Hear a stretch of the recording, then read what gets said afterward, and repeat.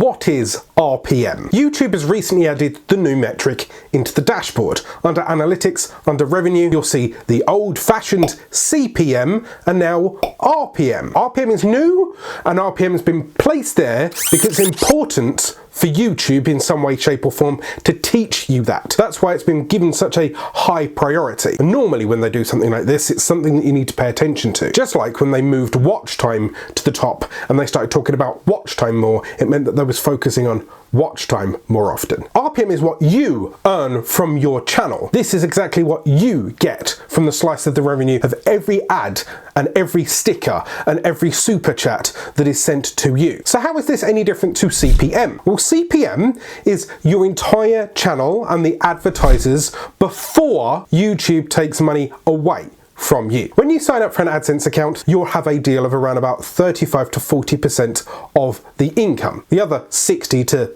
65%, maybe even up to 70% goes to YouTube. They find the ads, they serve it against your specific videos, they take a large cut, you get 20, 30, 40%. Now, the longer you've been on the platform and the more high priority your channel happens to be, you may get a better cut of that CPM, including things like super chats, donations, that kind of thing. So how is RPM calculated? You get your adverts, and let's say it's a 70-30 split. You get your 30% of the revenue, they take the rest. If you get a super chat, once again, YouTube takes their 70% just to simplify it. If you have a super sticker at some point during your super chat thing, then once again, there goes the cut. And nowadays, if you'll see below here, I've got a shelf of all of my wonderful t-shirts and mug designs. You can get a start creating mug, a start creating t-shirt, leggings, phone cases, that kind of thing. All of those down there also have some kind of revenue share. So RPM actually means what you earn from it all. For example, I might be getting a 10, 11, 12%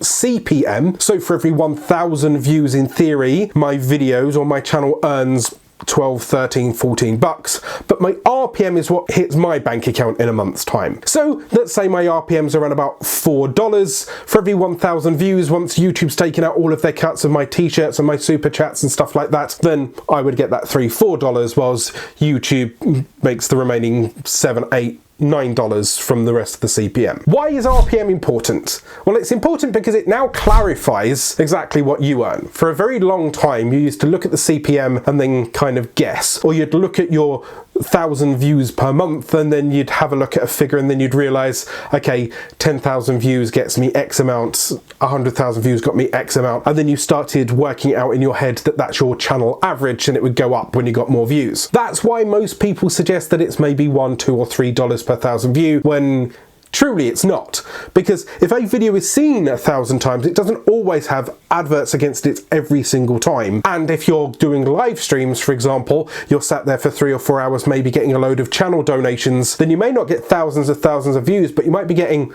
a good few super chats that boost that as well. So you've seen a creator get 50 quid in a super chat, but what that actually means is they made around about 25 bucks, maybe less. But for YouTube, it's very important to understand what your RPM happens to be, especially if you're going to turn it into a business, so it can expand and you understand how much money you're putting in, how much you get out per 1,000 views, and then you can tweak it accordingly. So how could you change this value? How could you make more money? How could you raise your RPM? First of all, increase your CPM, because the more you're earning, then you get a percentage of that pie, the larger that piece of pie becomes monetary value-wise. If you're creating content that's very edgy, that gets demonetized all the time, then that's going to hurt you in the RPM bracket. But here I talk about business, I talk about money, and I talk about YouTube. So it's a safer topic for them to place adverts against. It gets a slightly higher CPM. I tend to find that entertainment stuff, so gaming and lifestyle, gets a slightly lower CPM because it's common and there's loads of it. Whilst if you're getting very, very specific and you're people like Graham Stephan, in which you're talking very specifically about tax and real estate and investment and that kind of thing, then because you are a rarity, they'll pay slightly more for it. Also, you've got to think of the companies that would advertise against that. If I'm talking about finance, then banks and insurance companies are going to be placing adverts against me. Banks and insurance companies aren't going to be placing adverts against me playing with a kid's toy, because a toddler or a 10-year-old doesn't really want to buy home insurance and life insurance. That's not the target market. To increase your RPM, you can also look at sales.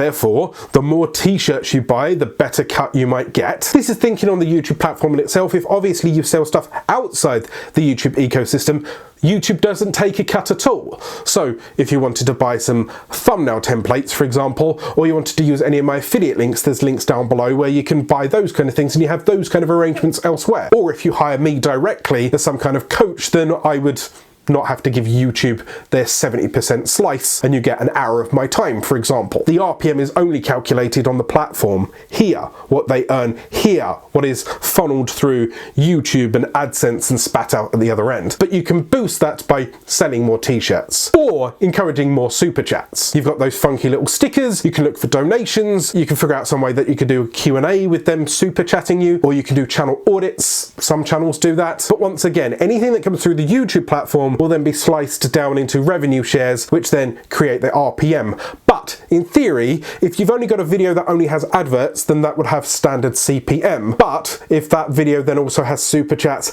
and merch sales, then that will raise the CPM of that video and then overall the RPM of that video, because that video in itself becomes more of a sales magnet. I hope that makes sense. But there are other ways that you can boost CPM. In fact, I boosted my CPM like tenfold just by focusing on certain tweaks. There's a video here that can help you with all of that. Go and check it out. I'll see you in the next video.